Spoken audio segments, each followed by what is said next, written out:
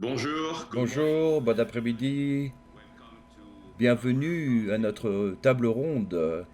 Cette table ronde est dédiée the Lion au of lion du Cameroon, Cameroun, my late mon brother, frère the défunt, la legend légende of du African saxophone et un Manu symbole international de la musique Dibango. africaine, Manu Dibango. The New York Forum Le New York Institute Forum was Institute a created été créé il y a to 10 address ans pour crisis and s'occuper des solutions crises et innovative d'avoir des solutions innovantes et un in nouveau these unprecedented pratique des times. affaires. Et dans ces temps difficiles, c'est très important pour moi, personnellement, de revenir à mes racines en Afrique. We are very Je pleased to suis très welcome très heureux de souhaiter la bienvenue with aujourd'hui à plus de 3000 participants from qui nous viennent de plus de 120 120 pays et la moitié de ces pays sont en Afrique. J'espère que vous êtes bien en sécurité, j'espère que vos familles vont bien et merci d'être avec nous aujourd'hui. Je voudrais remercier notre partenaire Africa 24 pour être avec nous et pour repasser notre émission plus tard dans la journée. Nous avons quelques règles pour cette discussion. Votre participation est très très importante et cruciale pendant cet événement. Nous voulons que cet événement soit très interactif. Nous voulons entendre parler de vous aussi bien que de la part de nos intervenants prestigieux. Nous allons vous montrer quelques des questions que vous avez reçues de notre part et vous aurez l'opportunité de voter. Nous allons commencer avec cette première question qui est quel est le risque le plus important auquel l'Afrique est confrontée en raison de la pandémie du Covid-19 coronavirus. Donc, A, ce serait récession économique, le manque d'accès à l'éducation, la crise alimentaire, l'effondrement des systèmes de santé, la rupture de l'intégration régionale ou la contagion non détectée de la maladie. Je vais également m'exprimer en français pour inviter nos participants francophones à voter et à nous donner leurs premiers sentiments sur ce qu'ils pensent être aujourd'hui les risques majeurs que l'Afrique rencontre. Et je laisserai le soin, dès que tout le monde aura voté, à ce que l'on découvre ensemble les résultats.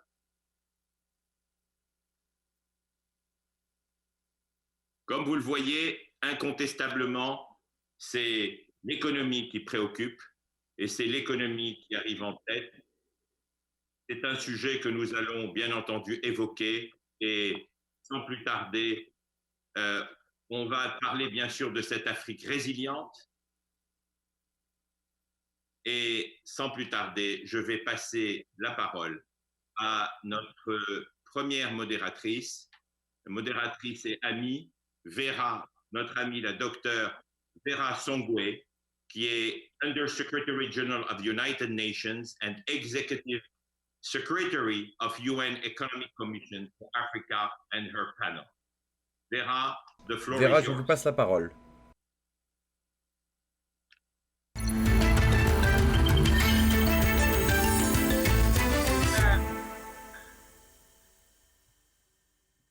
Merci Richard, merci, bonjour, toujours un plaisir de vous revoir et d'être avec vous aujourd'hui pour cette panel.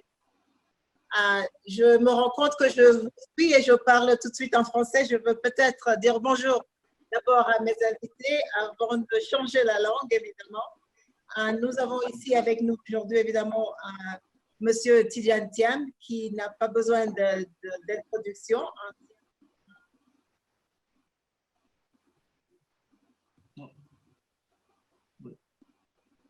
Nous n'avons pas besoin de présentation. Eux deux, les envoyés spéciaux de l'Union africaine. Évidemment, un autre homme d'affaires du continent, le célèbre M. Tony Elumelu.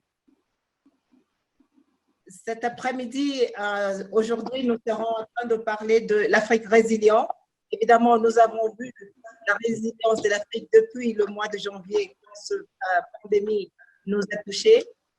J'aimerais peut-être poser quelques questions à mes invités pour savoir comment est-ce qu'eux vivent cette Afrique résiliente, quelles sont leurs réflexions sur la réaction des Africains et de nos leaders politiques à travers ces 3 mois.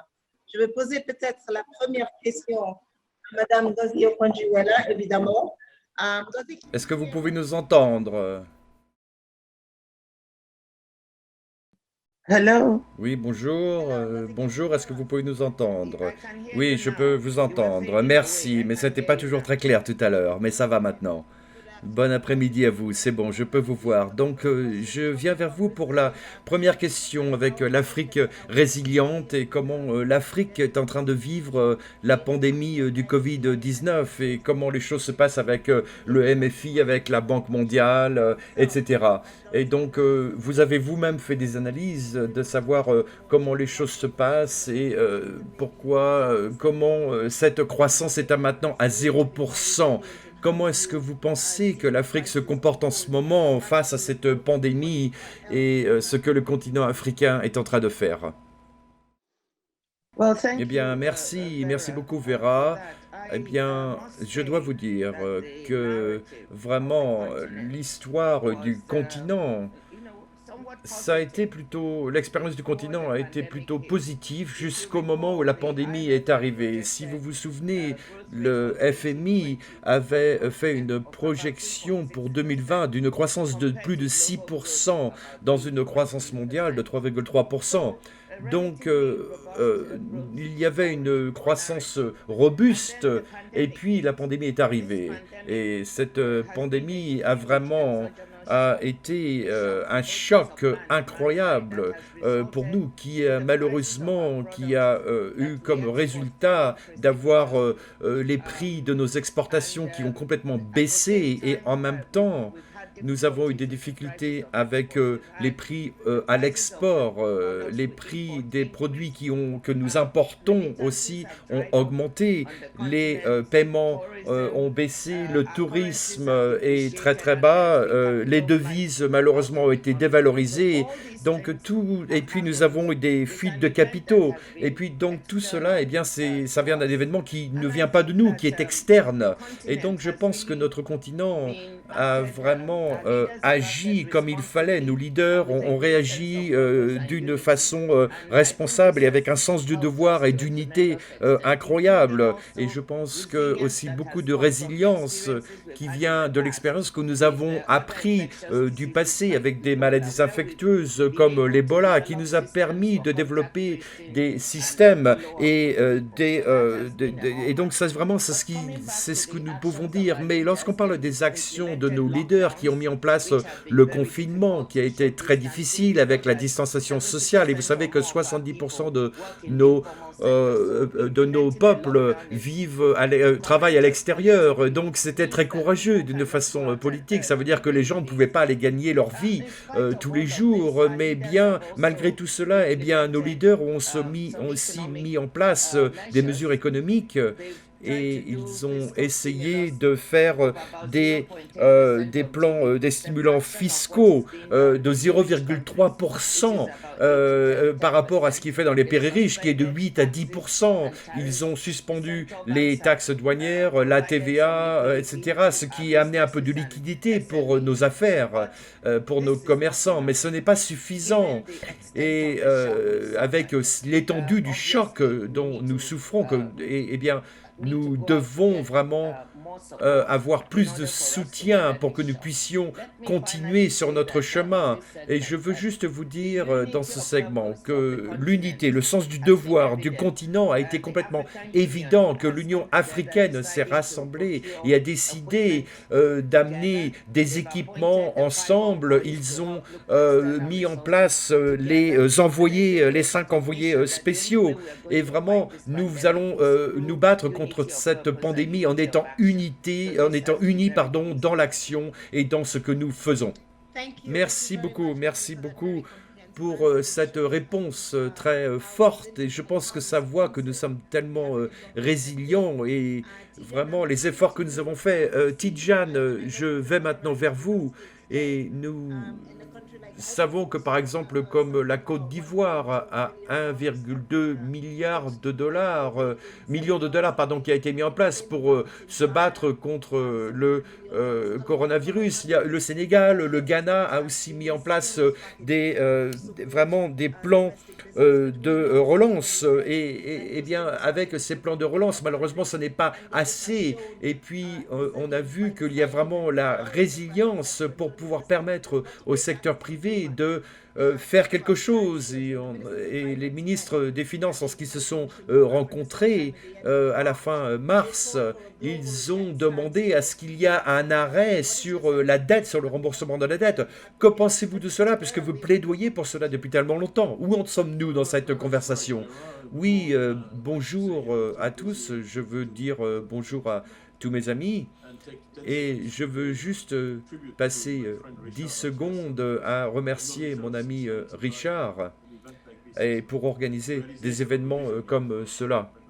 C'est vraiment très très bien, je suis très heureux de participer avec des milliers d'entre nous. Donc pour répondre à votre question, je pense que avec les défis que nous avons en Afrique en ce moment, eh bien je pense que nous devons en parler en termes assez simples, avec l'influence des capitaux. Le tourisme, les exportations, etc. Les prix, et puis évidemment l'évasion fiscale, et puis les capitaux qui ne sont pas vraiment là, malheureusement. Donc on a pu créer donc une pression forte dans les pays africains. Et nous avons une situation qui, je pense, est très négative. Et donc, nous avons une situation qui est ce qu'on appelle une trésorerie négative et qui ne vient pas en Afrique. Et vraiment, c'est ce qui a amené cet élan pour un arrêt de la dette, puisque nous sommes dans un environnement très difficile et nous voulons être certains que nous sommes solvables. Et donc, le G20, comme vous le savez, verra a sponsorisé des événements et a fait des choses pour pouvoir faire un arrêt du remboursement de la dette. Mais au-delà de cela, eh bien, nous parlons aussi, nous faisons aussi des choses avec, comme le sait Ngozi, parce que en Afrique, nous avons essayé de faire des choses et d'une certaine façon, l'accès des marchés des capitaux mais a été présent, mais malheureusement, maintenant, avec ce choc de la pandémie, nous allons mettre en place des instruments de financement, de nouveaux instruments de financement grâce à la communauté internationale. Donc nous travaillons sur ce concept en ce moment et je veux juste réitérer que les conséquences que nous avons, dont nous faisons face à cause de ces événements, eh bien nous voulons être certains que nous n'allons pas avoir une combinaison de la grippe espagnole et la dépression des années 29 et 30. Ce serait un événement vraiment complètement qui n'a jamais existé. Nous verrions un PIB qui s'effondrerait, nous verrions que les conséquences sur nos économies en Afrique seraient énormes. Et donc nous devons être proactifs, nous devons anticiper et nous devons prendre des mesures pour s'assurer que nos populations aient accès à l'éducation, à la santé, etc. Et donc nous pouvons continuer à avoir une amélioration sur les conditions de nos populations, ce que nous avons vu depuis 2 décennies déjà en Afrique. Oui, merci beaucoup, Tidjane. Et je pense que c'est très important ce que vous dites. Depuis les 2 dernières décennies, l'Afrique a vraiment changé d'un pays où 75% des pays sur le continent étaient des pays à bas revenus vers un continent où 75% de ces pays commencent à devenir, à avoir une classe moyenne ou est déjà une classe moyenne. Et donc, vous avez l'accès au marché des capitaux. Et donc nous espérons que chaque pays a réitéré qu'ils ne vont pas s'arrêter là sur le continent et nous allons continuer de travailler avec le secteur privé pour s'assurer qu'il y a des résolutions à nos problèmes. Je pense que toutes les personnes qui sont allées à Lagos, il y a un hôtel à Lagos, le ECA a fait du travail et un des gros secteurs qui souffre en ce moment, c'est le secteur de l'hospitalité. évidemment, bien sûr, le secteur du tourisme et surtout les femmes. Hein, Tony, vous allez en parler. Hein.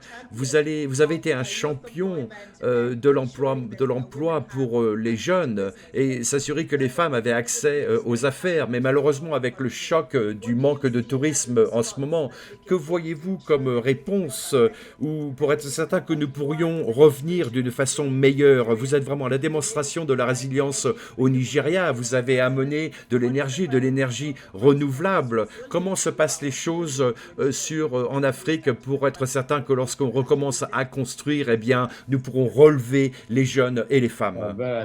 Eh bien, merci beaucoup. Je veux dire merci à mon ami Richard pour que cet événement se passe. Je sais qu'il essaie toujours de lancer une bouée en Afrique et c'est génial, j'adore. J'aimerais commencer tout d'abord par dire que au niveau du secteur de l'hospitalité, ça va au-delà. Cette pandémie est très sérieuse et sans cela, je pense que l'économie de l'Afrique était déjà stressée.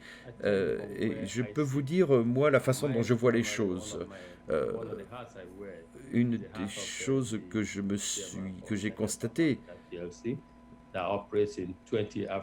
j'ai vu que nous sommes dans 20 pays africains. Hein,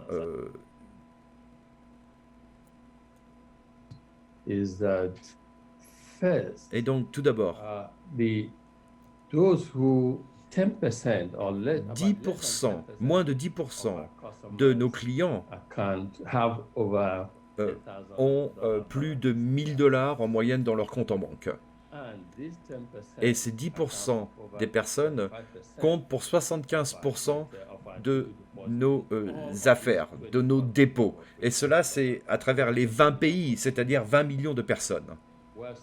Nous constatons du chômage malheureusement très fort qui est inacceptable.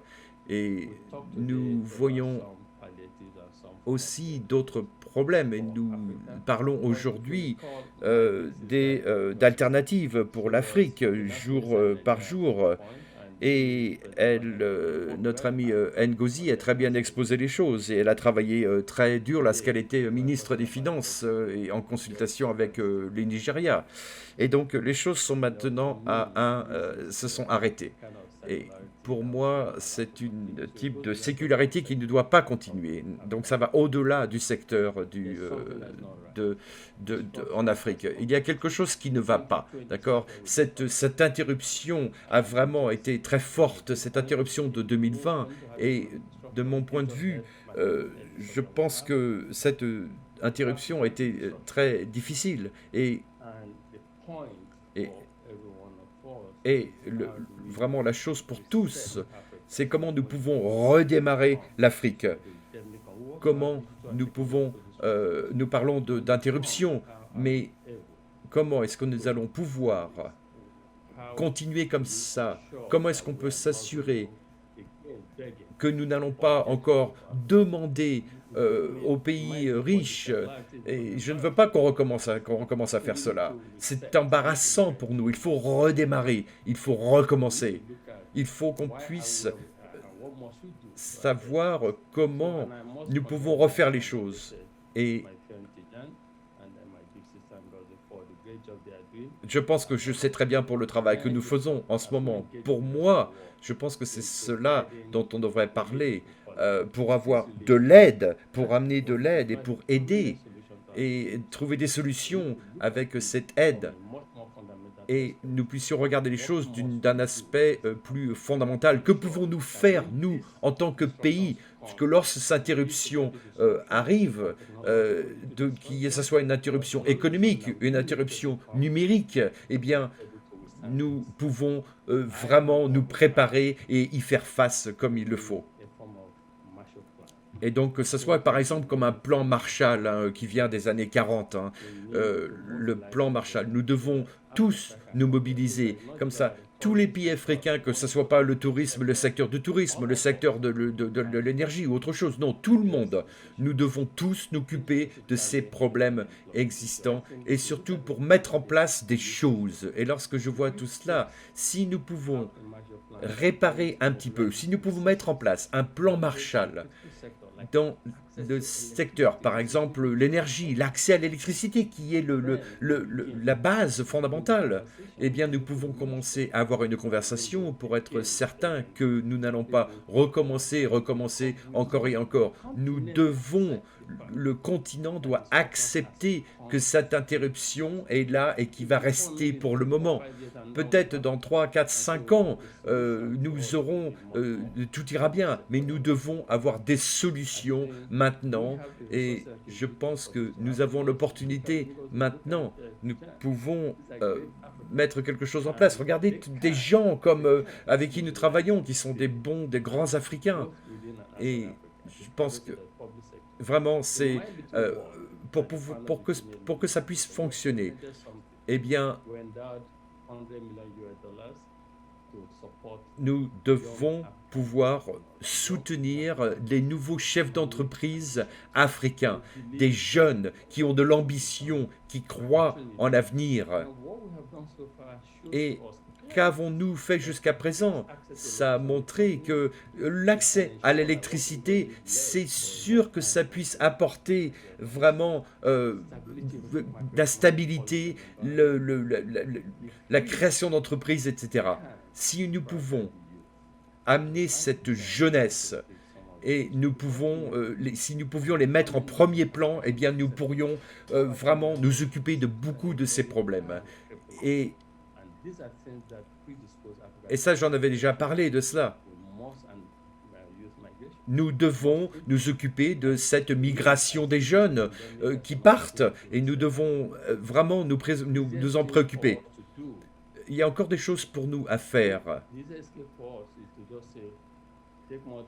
Nous ne pouvons avoir plus de dettes, demander plus d'argent. Et ça, c'est très clair. Et nous devons nous occuper de cela à pleine main, d'une façon très forte, pour être certains que nous allons vraiment pouvoir aller vers l'avant et d'amener tout le monde avec nous et de voir que nous pouvons nous occuper des problèmes et mettre en place des systèmes qui puissent s'occuper de ces problèmes à venir avec des jeunes qui ont cette ambition et qui sont ambitieux économiquement. Merci beaucoup, merci Tony, merci beaucoup. Je pense que si peut-être je peux être provocatrice, l'Afrique a déjà un plan, ça s'appelle l'agrément de libre-échange de la zone Afrique. Et je pense que si nous cherchons un plan pour redémarrer et pour aller vers l'Afrique, c'est ça le plan. Et donc je pense, est-ce que le continent africain peut utiliser cet agrément avec ce qui se passe en Afrique en ce moment? Et on voit des jeunes scientifiques au Sénégal qui font des recherches et qui créent des masques, qui fabriquent des ventilateurs, des femmes qui font de la couture pour les masques, etc. Donc lorsqu'on parle de que l'Afrique soit résiliente, eh bien absolument. La question est de savoir qu'avons-nous besoin de plus pour être certain que nous allons au-delà. Vous parlez de la dette et de l'accès au marché des capitaux. Eh bien, je ne sais pas si je peux vous poser cette question, Tidjane, on parle du développement des marchés des capitaux et comment est-ce qu'on peut se développer sans l'accès au marché des capitaux. Parlez-nous un petit peu de cela. Que peut faire l'Afrique pour essayer de rendre les choses plus faciles? Oui, merci beaucoup. Je vais pas essayer d'être très long, mais je suis tout à fait d'accord avec Tony. Parce ce que je dis, c'est qu'on ne voit pas assez de chefs d'entreprise. J'ai passé beaucoup de temps à travailler en Asie, à faire des affaires avec l'Asie depuis 20 ans. Et la caractéristique unique, c'est combien de Tony Elumelu il y a en Asie. Si vous regardez les chiffres, c'est à peu près 65% de la création de richesse, eh bien, c'est tout d'abord en Asie, 65%. D'accord? Et c'est fait par des jeunes, pardon. Si vous regardez par exemple à l'Europe, 60% de la richesse vient de la cinquième ou la sixième génération, c'est-à-dire que c'est le grand-grand-père, l'arrière-grand-père qui a commencé cette richesse. Mais le dynamisme que l'on voit, surtout en Chine, c'est quelque chose qui provoque la création de la richesse. Et beaucoup de ce que les pays ont besoin à faire, c'est de faire la promotion d'une classe de chefs d'entreprise, parce que c'est ce qui amènera une nouvelle économie, générer des ressources qui puissent créer de la richesse. Et nous savons ce que nous devons faire, hein, c'est sûr, pour y arriver. Mais il doit y avoir un objectif explicite. Euh, et en ce qui concerne l'accès des marchés des capitaux, eh bien, nous allons avoir besoin de nouveaux capitaux. Nous allons avoir besoin des gouvernements, d'institutions privées pour créer ce pont entre le secteur privé et le secteur public. Donc on peut l'utiliser comme un investissement, comme par exemple Tony a parlé de l'énergie, il a parlé de développement, euh, il a parlé de projets qui ont été financés d'une façon privée. Et donc, les investissements dans l'éducation, l'investissement dans la santé, dans l'infrastructure, c'est quelque chose que nous devons faire. Et c'est quelque chose qui doit se passer. Je suis tout à fait d'accord avec Tony. Nous devons sortir de ce cycle de restructuration constamment. Si vous prêtez de l'argent à un ami, et puis votre ami vient vous dire constamment, mais il faut oublier ma dette, il faut oublier ma dette. Mais non, on ne peut pas continuer comme ça. Donc de continuer comme ça sur le même cercle vicieux où on demande de changer les termes de la dette, de changer. Il faut vraiment se mobiliser assez de ressources et de plusieurs millions de dollars. Hier, nous avons parlé d'un plan de 1,3 sur un continent de 1,3 milliard de personnes. C'est dans notre intérêt de pouvoir développer l'Afrique.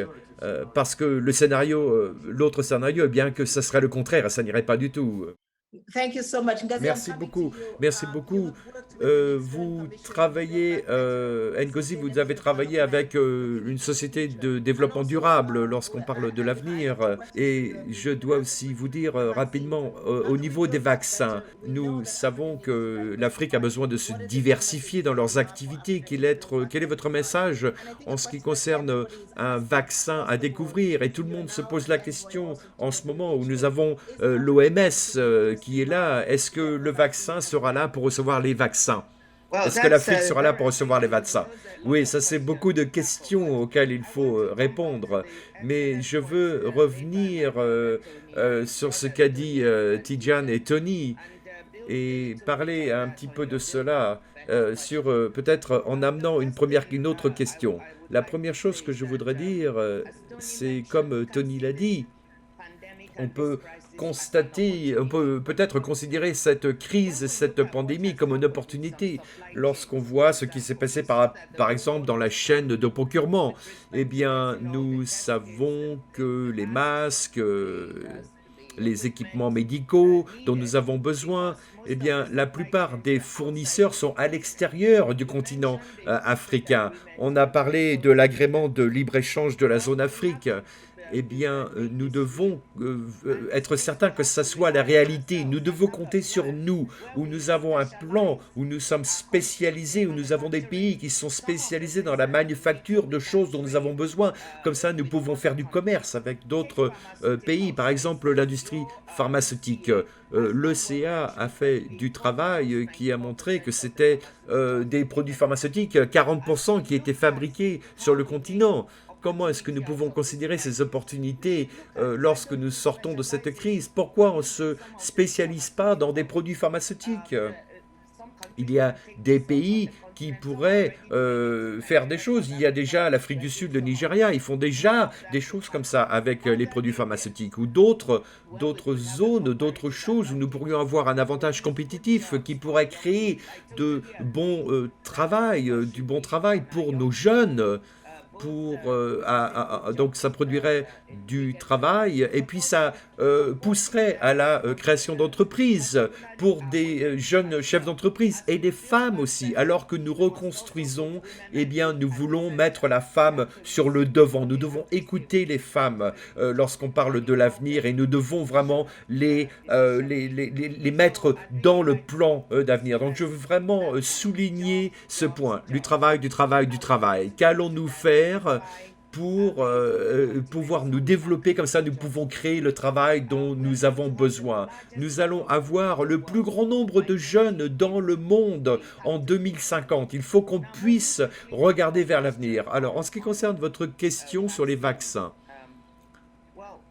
eh bien, vous pouvez constater qu'il y a une course qui est en route en ce moment, une compétition pour savoir qui va trouver le vaccin. Et pour nous, ça doit être une solution durable pour la crise actuelle.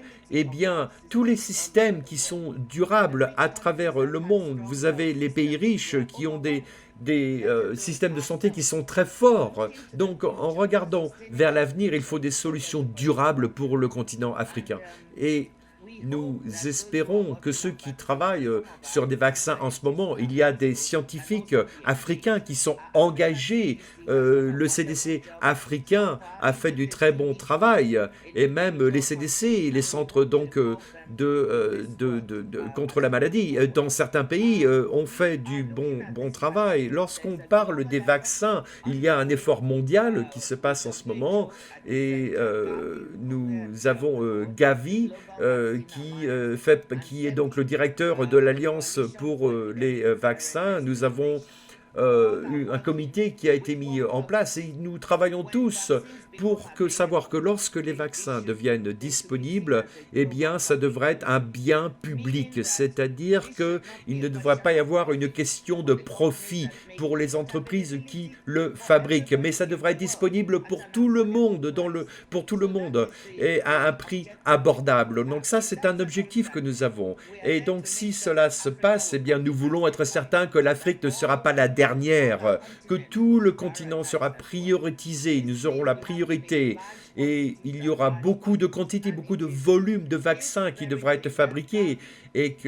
Gavi, avec cet engagement du marché, eh bien, nous avons décidé que nous allions procéder comme cela. Donc, ne vous inquiétez pas, nous serons la priorité. Ne vous inquiétez pas. Merci beaucoup. Je pense que pour terminer cette conversation sur l'Afrique résiliente, eh bien, en Afrique de l'Est, pardon, nous avons un taux de croissance du PIB le plus important sur le continent africain. Et je pense que nous devons continuer à croire que nous allons recommencer. Et je pense que le meilleur exemple, c'est Kenya, avec le travail qu'ils font avec l'ACT pour être certain que les jeunes ont du travail, que l'Afrique est résiliente, que tout ce qui sort du Kenya est utilisé en Asie, à New York. Et est-ce que nous pouvons numériser cela? Est-ce que nous pouvons nous appuyer sur les marchés des capitaux? Et je pense que nous avons tous les outils pour devenir plus résilients et pour être certains que nous n'avons pas cette sécularisation dont Tony a parlé tout à l'heure. Donc, alors que nous continuons ce débat, nous voulons être certains de savoir ce que nous faisons pour devenir meilleurs et être là après cette crise. Merci pour cette conversation et merci, restez bien en sécurité. Et merci à toutes nos infirmières qui sont sur le terrain pendant cette crise. Thank you very much. Merci beaucoup. Merci une fois de plus, Richard, pour cette opportunité. Je vous remercie et je vous rends le micro. Merci Vera. Merci à tous. Merci, au revoir. Bye bye. Bye. Merci. Stay safe.